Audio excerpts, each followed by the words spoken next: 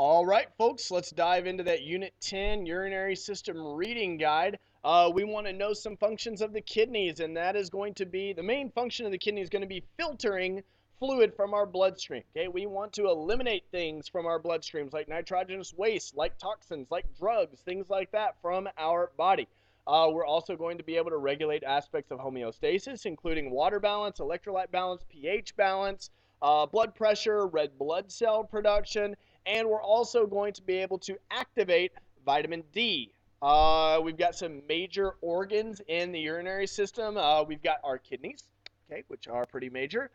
We've got our ureters, which are going to be little tubes which connect our kidneys to our bladder. Speaking of bladder, we've got it, which is going to store up our urine until we're ready to release it out our urethra and into the world. The location of our kidneys, we've got our right kidney slightly lower than our left kidney due to liver crowding. Okay, so the liver kind of hangs out in this area here, and it's going to force this right kidney down a little bit, and the left kidney sits a little bit higher up. Okay, it's partial. Both kidneys are partially in the rib cage. Okay, as far as the kidney itself goes, we have this little indention here, which is called the hilus. It's the meat on the medial side of the kidney, and it's where everything enters the kidney. Okay, it's where the blood vessels enter, and the ureters and nerves and all that stuff is going to enter the kidney through the hilus. We've got a renal capsule as well, which is a fat capsule, which is going to surround the kidney.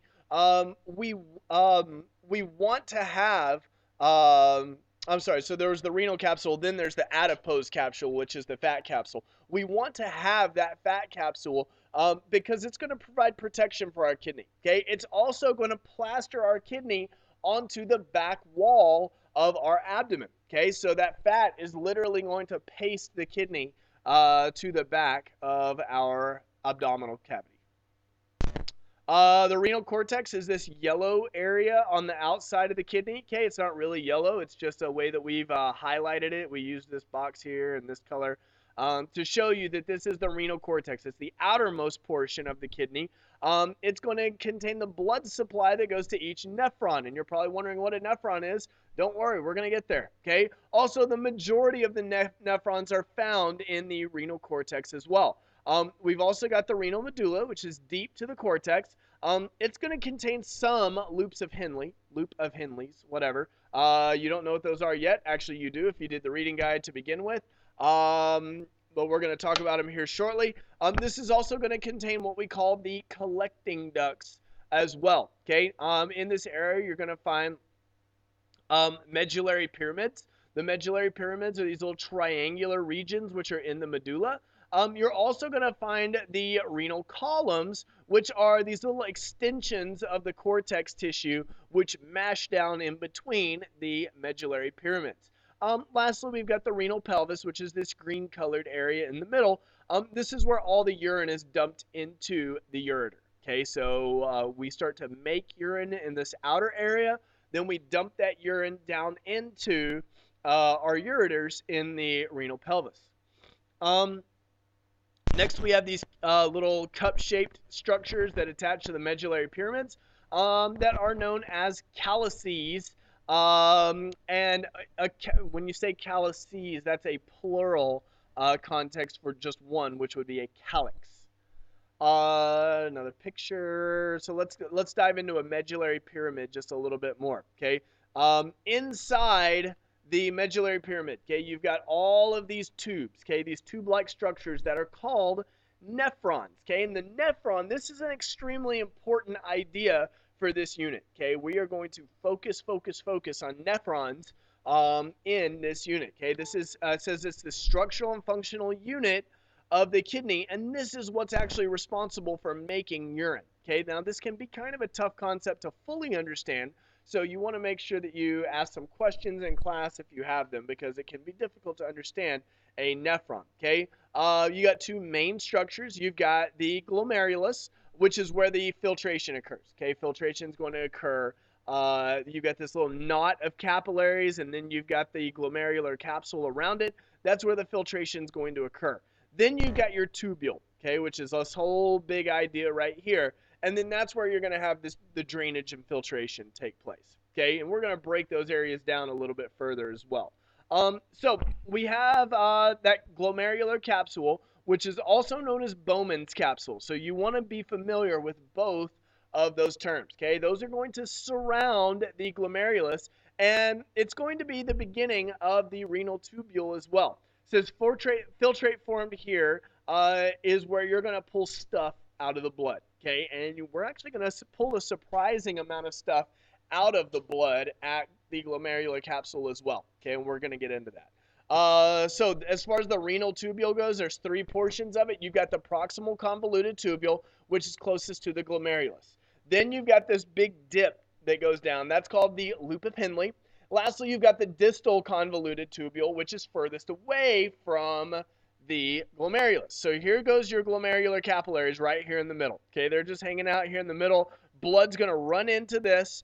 And then you've got the glomerular capsule or Bowman's capsule, okay? That's what's going to actually filter out the blood, okay? So you've got all this stuff in the blood. You've got nitrogenous waste. You've got carbon dioxide. You've got oxygen. You've got drugs. And I'm not talking about like drugs. I'm talking about if you took Advil or if you took Tylenol or if you take an inhaler, or if you take this or you take that or you took an antibiotic, whatever the case may be, okay? You've got all of this stuff in your blood, okay? The glomerular capsule is going to pull out most of that stuff.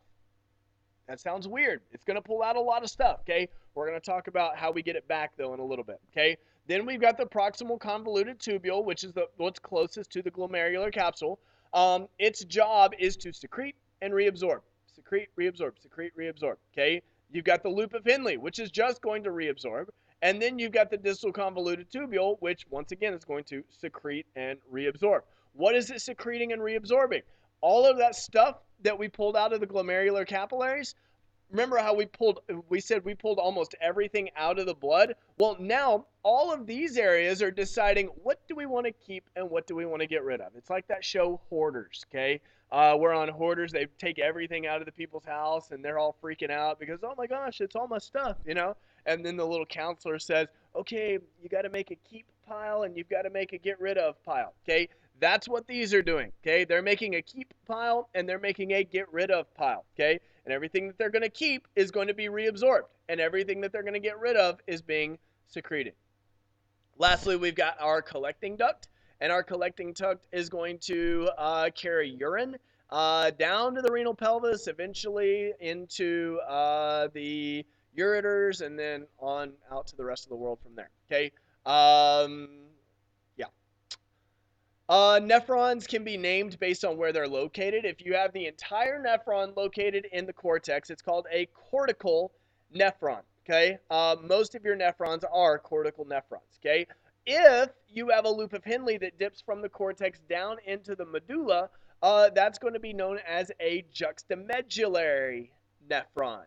That's a good Words with Friends word, juxtamedullary. See if you can work that in on your next game.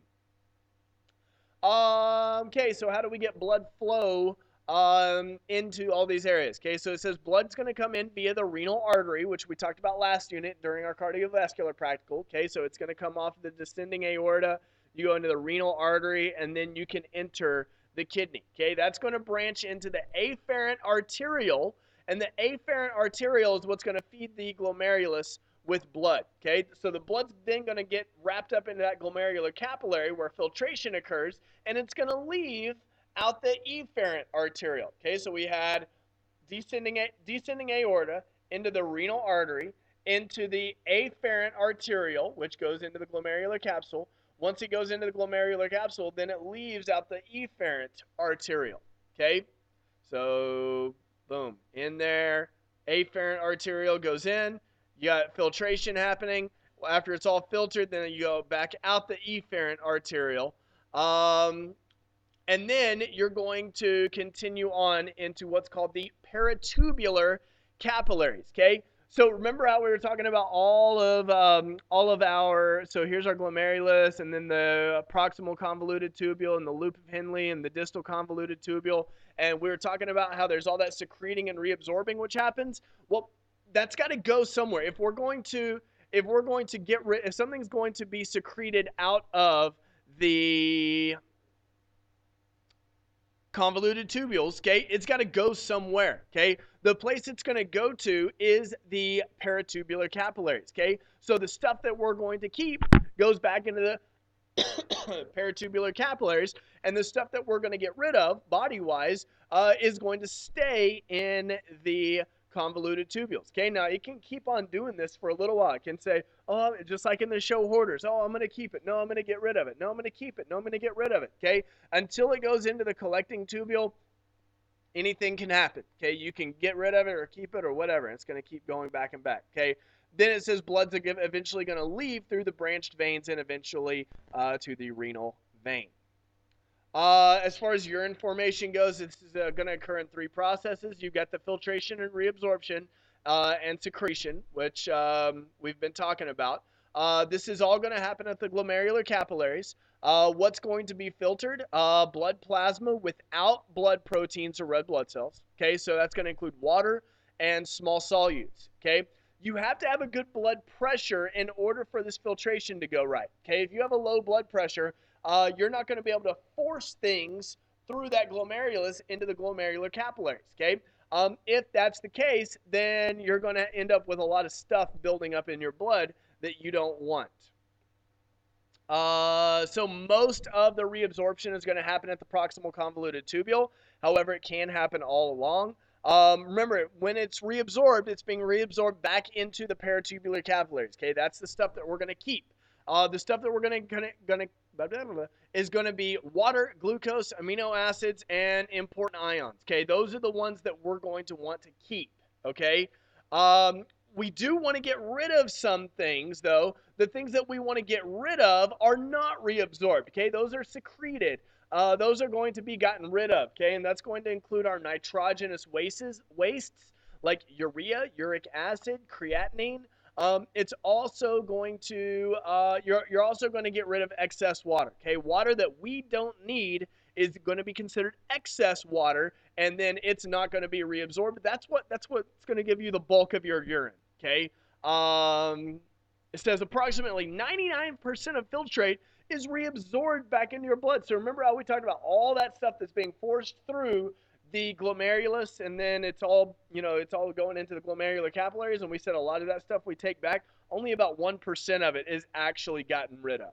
Okay, that's craziness. It says some substances are secreted back to the peritubular capillaries, back into the renal tube. This is going to include creatinine, hydrogen and potassium ion, and drugs. Okay, these are the things that are, for the most part, are going to be secreted. Okay, or is going to be gotten rid of. Okay, says any materials left over move to the collecting duct through the renal pelvis, down the ureter to the bladder, and then eventually out the urethra. Okay, that's the long and short of it. That is everything that you need to know about the reading guide. Once again, I was able to stay under 15 minutes because I'm awesome. And y'all have a great day.